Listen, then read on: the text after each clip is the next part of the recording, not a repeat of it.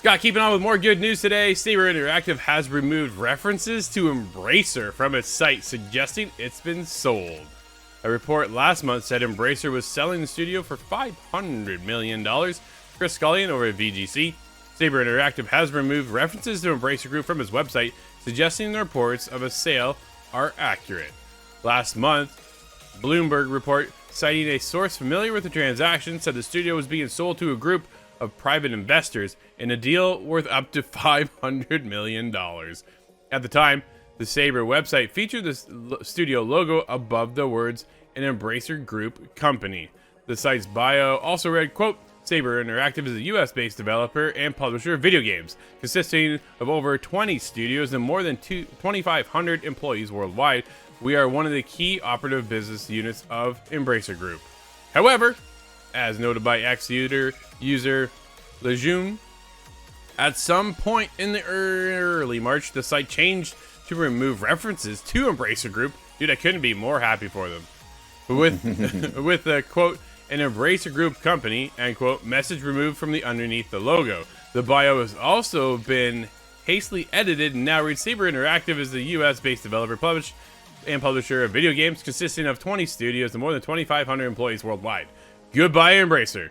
Good riddance, Scott. Because right now, Embracer has been carrying out a widespread money-saving operation, announcing in June 2023 that it was implementing a restructuring plan, which would involve the closure of studios and cancellation of projects.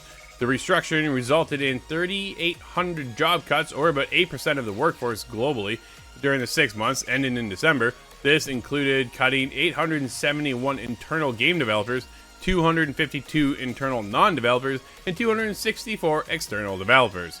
Embracer also confirmed last month that during a 6-month period in 2023, it canceled 29 unannounced games. Oh man. And given that track record, it makes me wonder if we just named the video game Crash 2.0, we just named it Embracer. We all decided that it just gets a company name to kind of account for all of this loss, because that loss, a lot of that loss was going to happen regardless. We do have to get that out of our heads, but sure, the idea that some companies are now breaking away so they're able to at least determine their own destiny is definitely welcome, to say the least. I wonder if this $500 or $500 million $500 I would have bought that would be a deal.